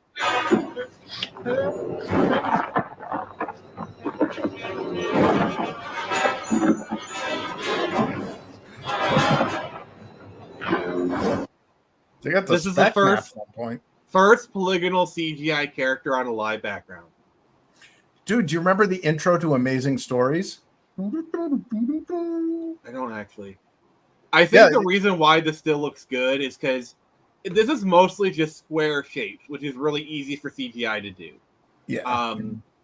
Also, just the lighting matches the room. I think that helps so much in blending it.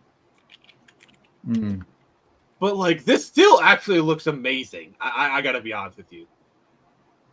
Like, just look at that. Look at that. What year did that come out? 1985. Oh shit! Yeah. So the Amazing Stories intro was 87, and it doesn't look as impressive. Yeah, I mean it's a TV thing, but this is a movie. This was a movie. Wow. But like that is insane, isn't it? Yeah. because the Abyss, I think, was actually the first CGI character. Yeah, the water. Which it still looks okay, but I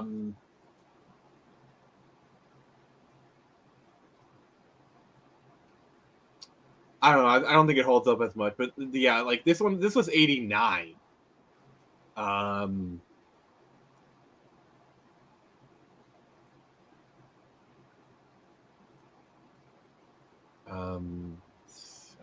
God.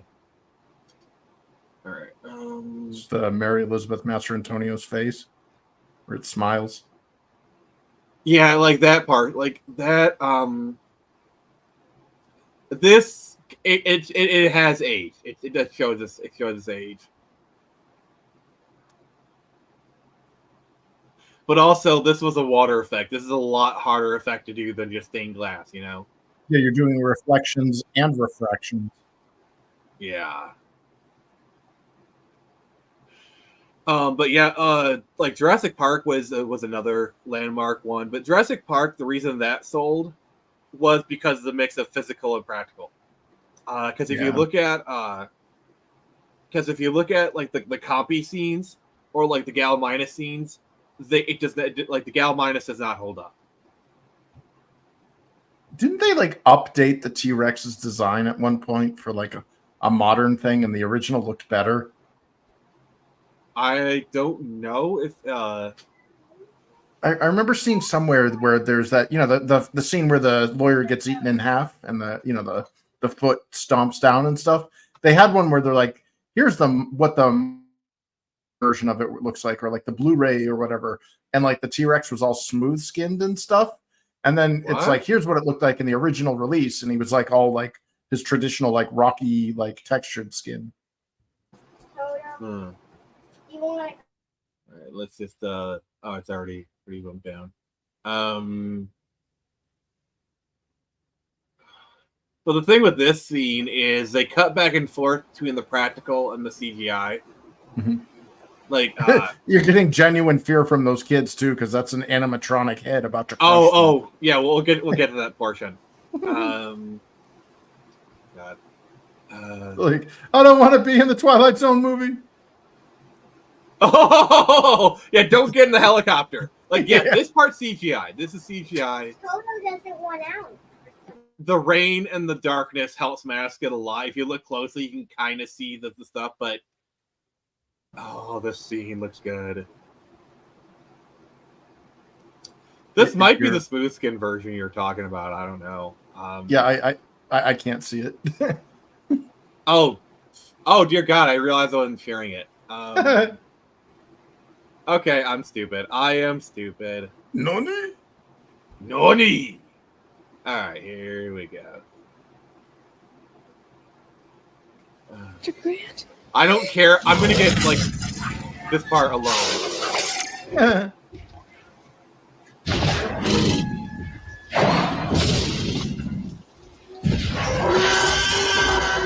Oh, right all the time. Damn. But like it still looks good. Is this a smooth skin version? No, I don't think so.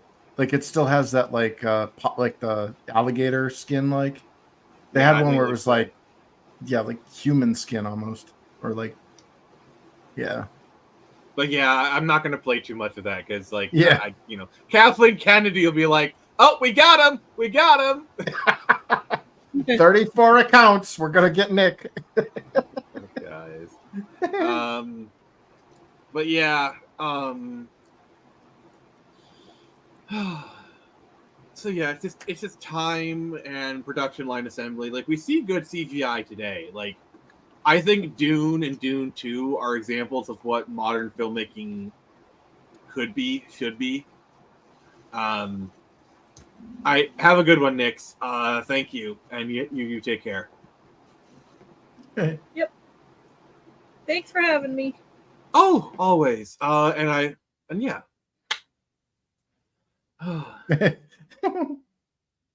Yeah, I don't know. It just, as far as like the visual effects go, I think a lot of the reason why we're seeing such a major decline in the quality isn't that the technology has declined. It isn't that the VFX artists' talent has declined. It's that the timeline that they're given to do this, there's no concept of talent retention in the entertainment industry. You're churned in and churned out, because you're just a number. There's no rock stars in that industry. Yeah. And that's kind of the thing where in the 80s was the age of the rock star practical effects artists. Yep. Yeah. Oh God. Yeah. One of my former coworkers, she worked Stan Winston. And I can't remember. There was the three of them. I think it was part of I don't want to say it was ILM. Might have been something. She worked on she was the color coding person for The Fifth Element. And so she got to work with those guys, but it was like those are big names that worked in special effects. Yeah. And we don't have that anymore. Yeah, and like Jared was talking about Iron Man. That was actually one of the last films Stan Winston worked on. Yeah. Like he died in the late 2000s. Yeah. Like I think he worked on Terminator Salvation, and Iron Man was like literally one of the last films he personally worked on. Yeah. It's sad too, because I think what we're going to see is the death of AAA media and the big budget things and all this stuff. And honestly, I don't think anybody will mourn its loss. I definitely think gaming is heading that way. Like especially with like, so we got $70 past you. The game should cost $100. Like Ubisoft trying to like, we're our quadruple A game. Like sorry. That you don't even own. You're just paying that to rent. Because remember, I think customers should get used to not owning the games that they spent $70+ on. Well, I'm just going to emulate and I'll do PC. Any game that does come out new, I'll literally wait 3 to 5 years for it to drop down to $30, and then I'll grab it on a Steam sale. Yeah, the complete version. Exactly. Like I'm probably gonna buy Final Fantasy VII Remake here soon, because that's regularly getting down to $30. Nice. Yeah, that'll be a good time. The only reason I'm playing Ghost of Tsushima is I got it for free. Nice.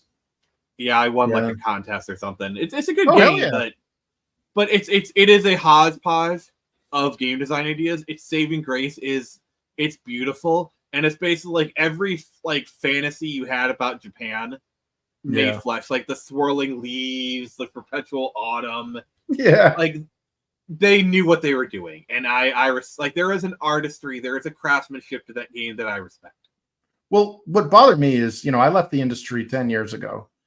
And when I was in that industry, there was a lot of shifts in design. Like a lot of it was like when we were designing a game, we're basically leveraging an existing game's design. Like, how about like this? Or how about like that? Like the role of the game designer became gradually like irrelevant. Like the engineer, you notice how the industry started to force out all of like the big time game designers of like the 80s, 90s, and kind of 2000s. Yeah.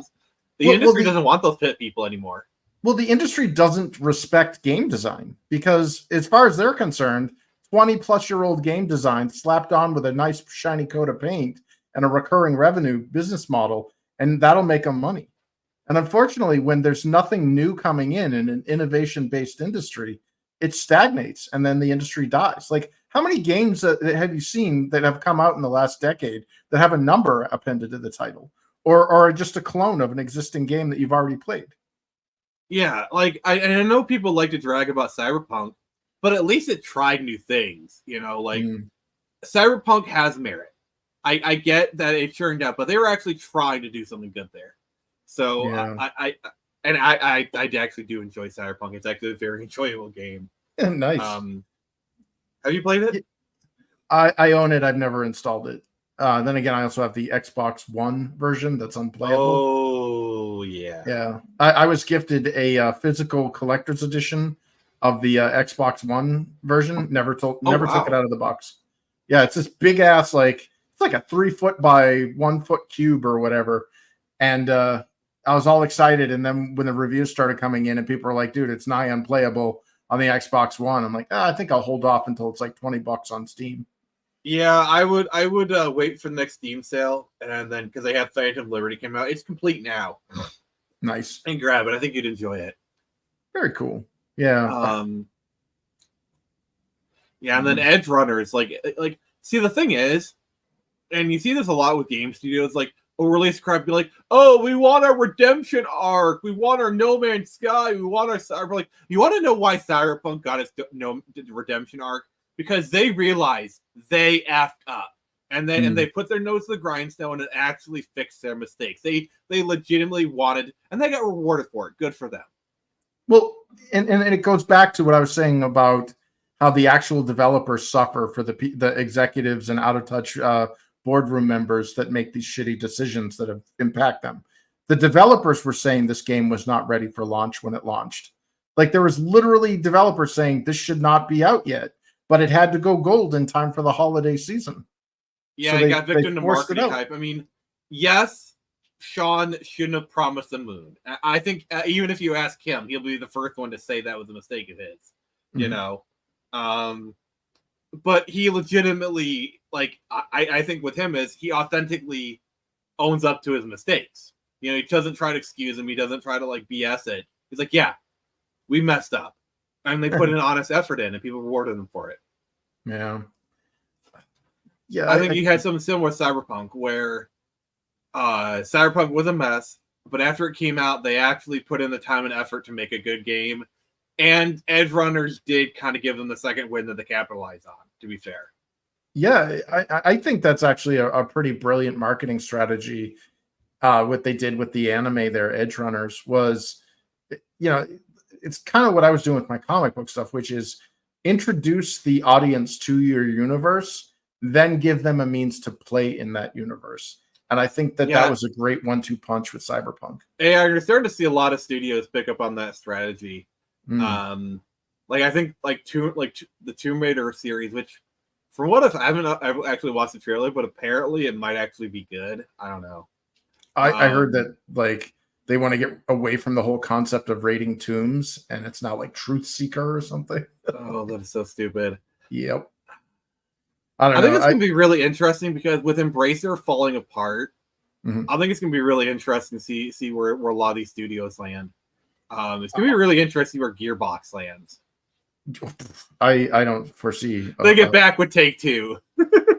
Dude, like, I do not envy anybody, my former colleagues included, that still work in that industry, because it was unstable as hell when I was, you know, again, a decade ago, where like your employment was measured in months, and you basically, once you got, you know, once you shipped your title, they lay you off, or like, you know, bad production would set up all these horrible plans where they ran out of a budget before they could actually produce a deliverable product, so they have to lay off a bunch of team members. And guess what? I was on the chopping block, so they let you go. And the next thing you know, every 2-3 years, you're in this constant search for a new job, and you're competing in a very stiff market. Like, there's more supply than there is demand for game developers. Yeah, that's why like a lot of the companies that do produce good games, they tend to have like a standing staff.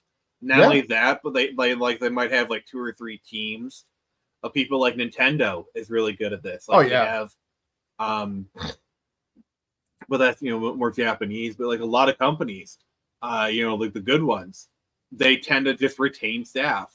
Well, talent retention is definitely lost in the West, where there's so many things that they could learn from Japanese development.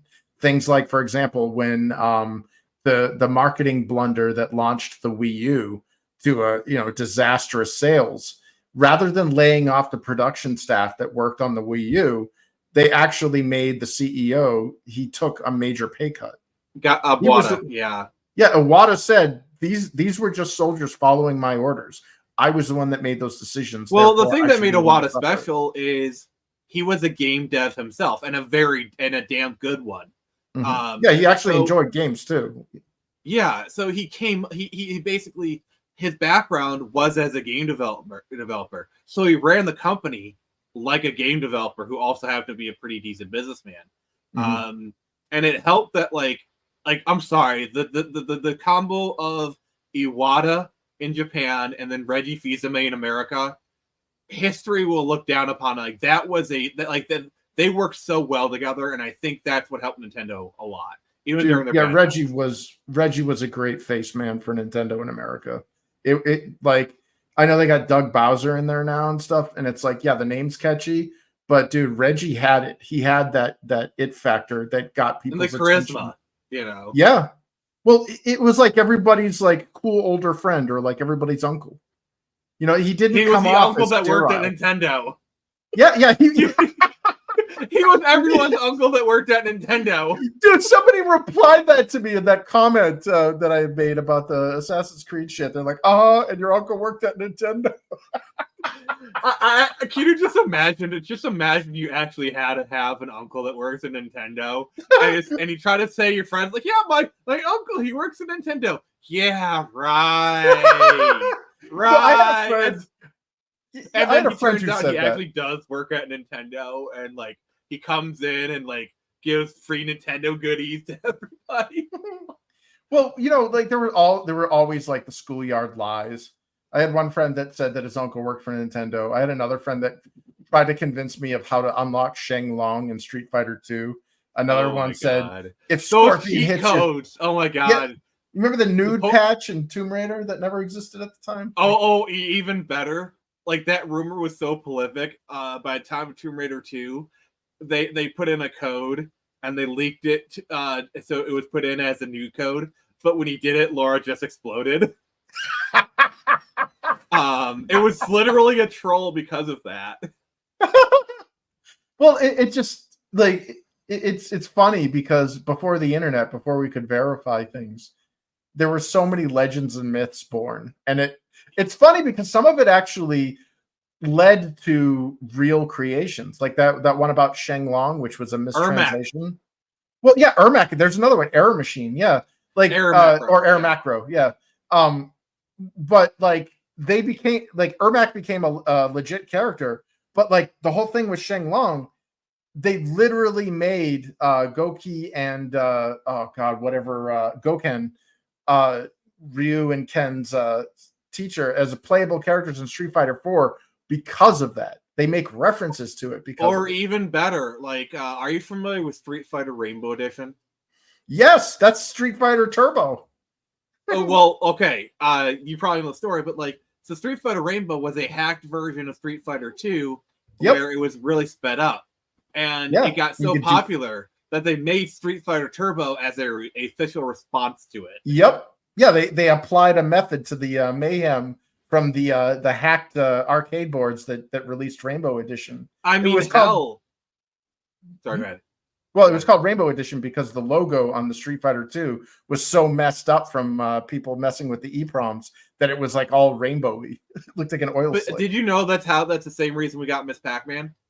Because back in the 80s, instead of selling a whole new board or cabinet, they give you like either like a speed up kit or whatever. So people would do like hack speed up kits for Pac-Man.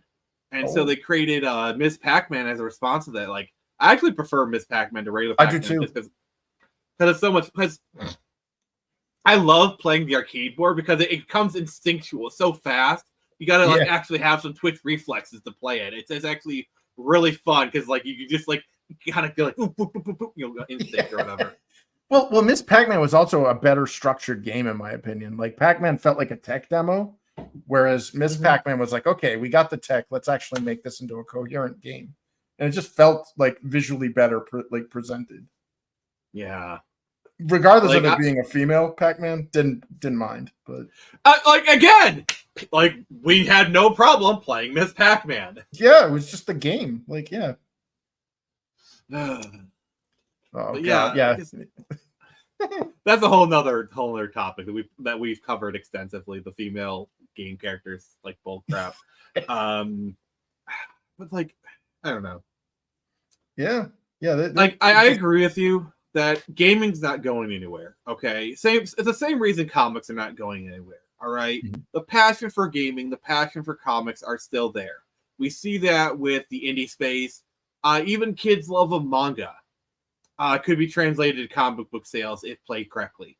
And the same thing with video games. Like indie games still sell well. There's still a huge passion for video games. But I think we're kind of reaching a breaking point with video games where people are just getting fed up. Like, I guarantee you, if they try and push it to $100, more people will just not buy. Because I don't know if you realize we're kind of in a recession right now. And yeah. Which, by the way, I just want to say thank you everyone who supported my Indiegogo. Knowing we're in a recession and I was still able to get $1,000 is freaking awesome. Thank you guys so much. That says how much you guys actually care. Thank you. All right. I just wanted to, sorry, I had to thank people. Yeah. That's the thing is like entertainment is usually the last casualty of like during the Great Depression, movies and stuff actually were doing well. The only difference is that movies were priced affordably. Entertainment was, people want to be distracted by how crappy life is. Actually, I think that's kind of another point where movies were the entertainment of the masses. Okay. And that's why they thrived during the Depression. Movies, like they're trying to make it this bougie, rich people's kind of game. It was never meant to be. Nope. See, the thing, if you talk to a lot of artists, they kind of have this disdain for what I like to call common art. You know, common art. It's like the stuff that everyone likes, like that people who get money, like, oh, why you're doing that, Yeah, commercial. Yeah. Like there's a thing in Grand Rapids, Michigan called like Art Prize. And like someone put like a floating duck in the river. Everyone loved it. And the artist was like, oh, why are people attracted to like that duck? Look how poorly made, like it's a duck in the river. Come on, everyone loves that stuff. Like yeah. I don't know.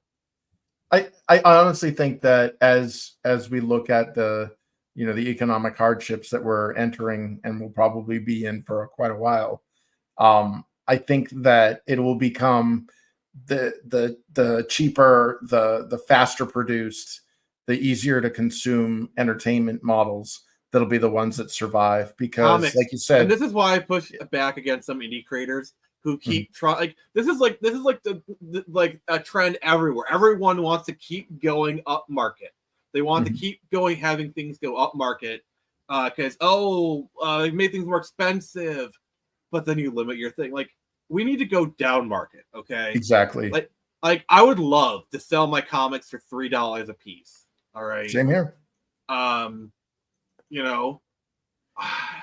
Yeah, I'm doing everything I can to get production costs down so that I can pass that on to a consumer. Because I hate selling my comics for $5. I hate selling them for $5. I could sell them for $4, but there's not that much meat on the bone. Like I could make it work, but $5 I think is kind of the best sweet spot. Plus, also there's kind of like the psychology of like, just hand them a $5 bill. Oh, get a 20, you get $5 back. It's easier for someone to part with $5 than it is $4. Yeah, that's true. Because you're making them do the math in their head, and they don't want to do that. Which I'm not trying to criticize anybody here. Well, I just look at like when I jumped on Amazon, I looked at what the competition is selling their products at, and I realized that they do have advantages that I don't. But there's no way that a 32-page, 36-page book is going to sell for $15 when you can buy My Hero Academia 500 or 400 pages for $5. I mean, the advantage that we have is we are a niche product. We are like low print runs. So there is some understanding of higher price. But I do think sometimes indies take advantage of that to a degree. Yeah, well, it's because it's easier. Like in when I was in mobile gaming, we had the whales, and the whales would be our customers that would spend thousands of dollars on our product because they're being exploited either by poor impulse control or gambling addiction or whatever. But they would be the ones that financially subsidized the product, and it was better to get like 1 or 2 whales than get like 30 normal customers, and that's what. Like, I think that's carrying itself over into a lot of the indie sphere where they're like, well, I'd rather sell 1 or 2 like whales essentially. You know, like here's like the $300, $500 perks, and you know, at the expense of getting wide mass appeal. You know. Yeah, my thing is like, yeah, you put some stuff in there for the whales. There's no Yeah. you'd be stupid not to at least have it in there. But Yeah, don't exactly. chase the whales solely. Like you have other things. Yeah. Yeah, it needs to be accessible, and I just think that's where the entertainment, like I think that's why manga is so prolific, is because it is accessible. Again, $5 you get 300 pages. You know, you get a whole a whole volume of 300 black and white pages, and you know that's going to last you a while. Versus, you know, I'm going to spend $10 or $15 on an indie book that's 32 pages. I read it for 5 minutes and then I'm done with it. Yeah, and then the other thing with the indie is, and this is something I'm trying to get better at, is the people who release floppies. A lot of times, at best, you're talking like a year between each book. And that's if and then if you have people who do full volumes of like, you know, 30, 60 pages, you know, you're talking like 2 to 3 years between volumes. And we need to tell me about it. We need to get better. Like I would like to get to a point like kind of like where Alterna is, where like I'm releasing at least a full volume every quarter. Yeah, dude, or maybe both the volumes. But Alterna's really ahead of the game. But you know, they're there. Pete knows what he's doing, man. He's a great guy. He does. He does. It just, my thing is like, because I'm the hashtag writer only, I am at the mercy of the art teams. Same.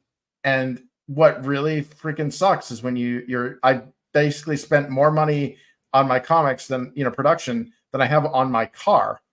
And I'm looking at 2-3 years for turnaround. And it's like, why is this taking so long? And then you realize these artists are doing multiple jobs. So your product is not their sole focus because they're trying to make more money. And it's like, unless you can draft, you can't up really an blame them to a exclusivity. degree. You can't really blame them. You can't. You can't. You got to respect the hustle. These guys are trying to put food on their table. They're trying to make a living. And you know, what is it? $1,000 a month is nice, but $8,000 a month is nicer. You know? Yeah. Yeah. I don't know. I would love to make a faster turnaround between books, but yeah, I mean, all we can really do, and I think we're speaking as equals here, is just build up. Is kind of build things up. You know, like I'm almost to the point where I got a full volume of each of things going, and then when things sell more, I can hire better artists, kind of do more following, kind of, you know, it's like the model that I'm using is pebble into avalanche. Nice. So like you have a pebble, it's going down a snowy hill, and it starts to gather some snow, and it starts gathering more snow, and then the more snow it gathers, the faster it gathers snow. So eventually, that pebble turns into an avalanche. That's basically my business model. Yeah, it also helps you avoid risk, you know, because you start off small. So if it succeeds, then you can start with the next pebble. It's all about momentum. That's basically my number one metric is momentum. And I gotta be honest, I've been getting some good momentum. Like nice. I'm monetized on Twitter, YouTube's going good. You know, I gotta like things have been like, if you look at where I was 4 years ago versus now, it is insane how far I've come. And that's a lot to you guys. I got a weekly live stream that people attend. I got like regular co-hosts. It's honestly pretty great. Nice. So Chris, what do you got going on? What's going on in your sphere? Oh God. Yeah. So I'm in the process of trying to finish up 3 books simultaneously. Like I said, I got the art teams working on Infinito Chronicles Book 2, and then I'm making the manga edition out of the line art and manga-ifying it, putting my little Asian touch to it. And then on top of that, I've been battling with Amazon to get me a FDM printer that actually works. And I think I found one. I got to assemble it tonight if I still have the FDM printer. Energy. Yeah, so 3D printers come in 2 flavors, like your PLA resin printer, which is, you know, it's a big vat of liquid resin, and then it shines the UV light on it, and it gradually pulls out until you get the 3D model. The pros and cons on that is the pros, you can get amazing detail. The cons is the models are super fragile, and it becomes almost like an alchemist experiment with trying to get the resin to actually not snap the moment somebody drops it on the floor or something. So that's resin, but it works good for figurines and things that you are fully understanding that they're going to be fragile. But an FDM printer leverages basically like vinyl filament, and it feeds this vinyl filament, heats it up, and then like lays down almost like a toothpaste, layers by layers by layers. And you can get some decent detail based on how thick you want or how big you want your nozzle to be. It's a little slower than the resin, but the reason why I'm pursuing the FDM printing is because I'm making those figurines that I initially used as prototypes into like 8 to 10 inch statues, and they're going to be consumer level. So FDM is a lot more durable. Like the plastic that the final result you get, it's not gonna fall apart in your hands the way resin does. So that's why I'm pursuing that, and the bigger volume will allow me to kind of make bigger statues. And dude, I have this Hydra that was sculpted out. That, my God, if I can pull this off, that thing's gonna be badass at the convention in September. Have that big ass Hydra sitting on my table. That'll get the attention. Yeah. So that's what I'm working on right now. All right. So for me, I'm actually doing a convention this weekend. If you're in the Metro Detroit area, feel free to come down to Downriver Comic Con at the Lincoln Park High School in Lincoln Park, Michigan. That'll be Saturday and Sunday. Also, I got my Witcher 3 stream. That'll be pretty sweet. And this Sunday, we're actually starting a House of the Dragon podcast because season 2 is starting up. Doing the recap this week, and then next week we started up. Yeah, that's going to be really cool. So if you made it this far, please like it if you haven't already. Thank you, Keely. I aim to please. I always appreciate entertaining you guys. I mean, hey, if I'm entertaining people, that's great. That's the whole point. Back Turn Samurai, if you haven't already. I mean, it's already success in my book. So anything you want to do on top of that is a bonus. I'm just saying. Hey, if some whale wants to get me to 1,500, I'm not going to complain. So more stuff down the works. Lost Kingdom is coming to Kickstarter in August, and then Screech number 3 in October. So more stuff down the pipe. As always, this has been Nick from Phoenix Press. And remember, I can only show you the door. You're the ones to walk through it.